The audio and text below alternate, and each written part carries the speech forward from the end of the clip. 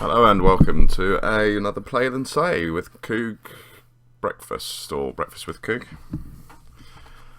So normal format, we're going to have some Final Fantasy going on in the background. We're going to go over some news articles for the day. So let's start on a negative note. Let's go straight to the Daily Mail. And the random news story we picked here is Jilted Lover. So it's a story about a 25-year-old who had a romance with a 21-year-old who looks like Golem. And it went sour, and someone ended up getting stabbed. A merry story. One of the true British stories of our modern time, I think. I shouldn't really laugh or snigger. This is not funny, as someone has actually died. So the story seems to go like this, as the paper is saying it.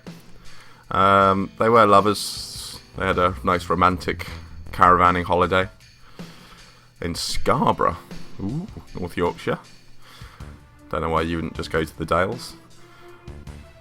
But on their return, the lady terminated a pregnancy, which apparently got his mind all in a big twist, so he started stalking her, as you would.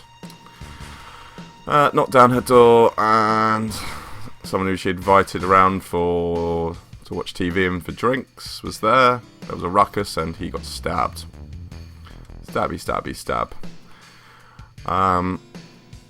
I'm not really going to talk about this actual story, as it's all speculation, but what I'm going to take from this is the debate over gun laws, really. So one of the big differences between American culture and British culture is still the legalisation of guns, and the argument, I guess, would be made here that someone's been stabbed anyway, so knives are dangerous enough, so why don't we just ban them? But the guy got stabbed in the thigh, went to hospital, and then couldn't be recovered from there. So, would a gun have been worse? Probably. Smaller holes than what knives make. I'm not a medical expert, but I'm going to go out on a limb and say that smaller holes bleed less, and there's less that they can hit. But then again, unless you've got a very big knife, a gun is going to go in a lot further. I mean, the other thing is that knives is alright, you can probably kill 1 or 2 people, but the chance of going on a knife spree, I don't think that such a thing would be possible. So I'm going to come down on the side. The guns are bad, and we should just keep things the way that they are here at the moment, with guns being outlawed. I mean, I think people do get the wrong idea. I mean, the police do use guns. In fact, during the whole height of the terrorism things, with the bus bombs, I do actually sort of remember going to our shopping centre and seeing police with MP5s, which did take me a little bit of shock at the time.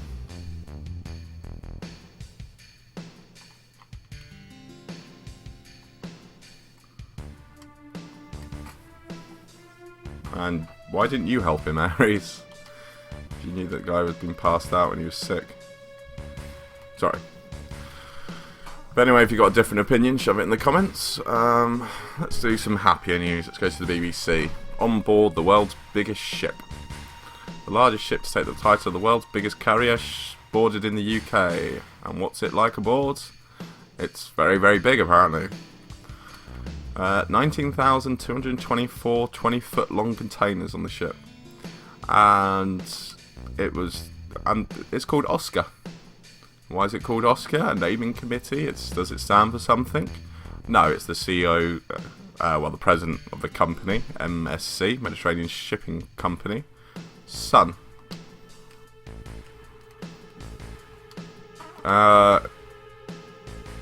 Did he name it this because his son is as fat as this ship? Is he a bit of a podgy boy? Maybe?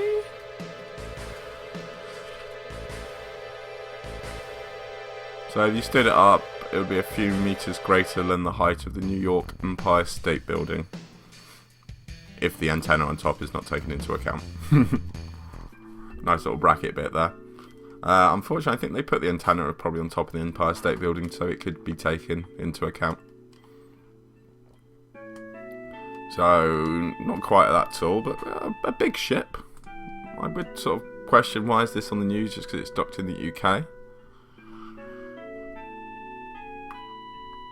But there are some pretty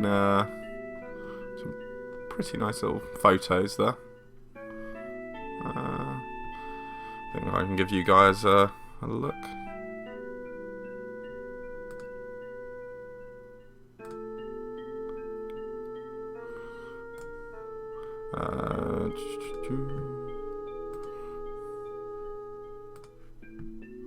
There you go. Isn't that big and pretty?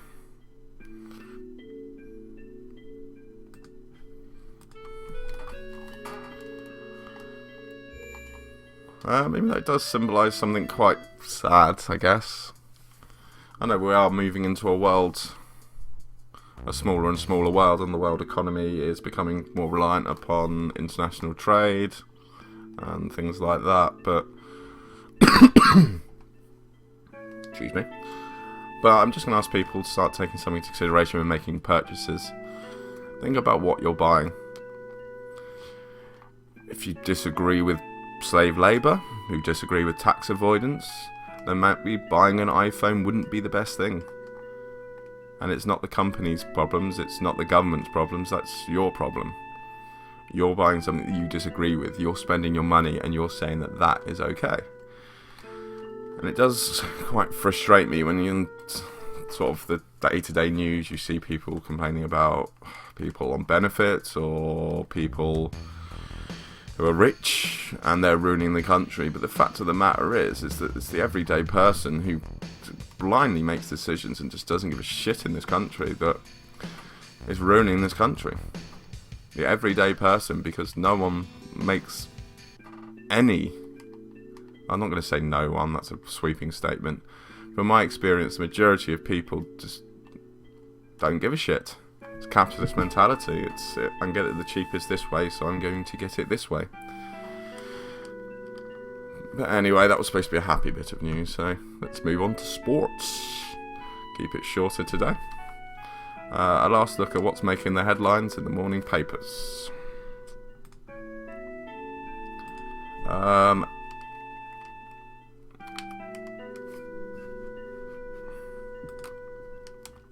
Where have I gone on the game? Oh, there I am.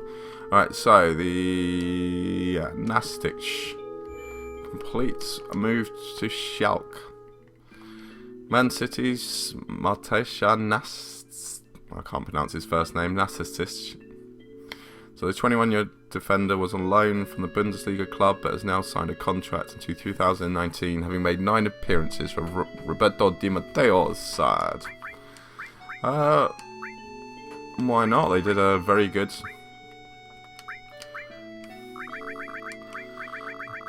representation last night in the Champions League. They actually beat Real Madrid at Real Madrid's home grounds, which I find impressive. And it's nice to see Di Matteo doing well. It's always seemed alright to me. I know there's been some clubs that maybe he was at, I'm a bit more involved with him, he wouldn't like that. But I liked him. And nice to see him doing quite well at that club. So, I suppose slightly big news there. Man City losing another defender. Scotland falls short. Been beaten by 148 runs. 148, they only got 2/3 of... Yeah, that's not doing... That's not falling short, that's falling way short. So, sorry Scotland, I know England suck in cricket, but at least you don't suck quite as much as you. Madrid beaten but not out, so that's about Madrid being through. Got beat 4-3 on home, but went through 5-4 in aggregate. This does sort of prove something about football, and I do believe that the bigger sides are staying the bigger sides, only purely because of the fear that teams have against them. I mean, if you look at United this season and last season, Manchester United, that I think the reason why they've been struggling so much is because teams don't fear them now. They are having a bit of a go at them, and yes, things aren't going to fall your way, and yes, they've got better players than you, but you might as well, have a bit of a go at it, because it does seem that teams that play their normal style against these do a lot better than teams who will park the bus, I guess is the saying. Bafe is smiling. Gomez. There we go, there's a nice bit of happy news. Gomez is back.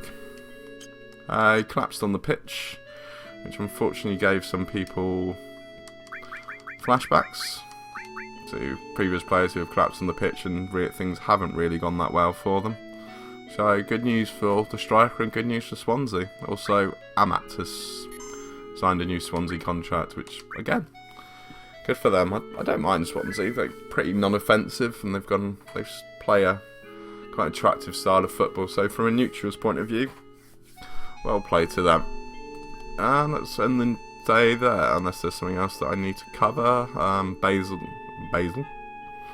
Portal and Basel played last night. 4-0 winners. They're through. That's nice and easy.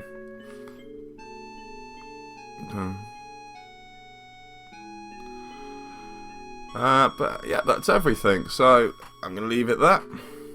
And remember, enjoy the world.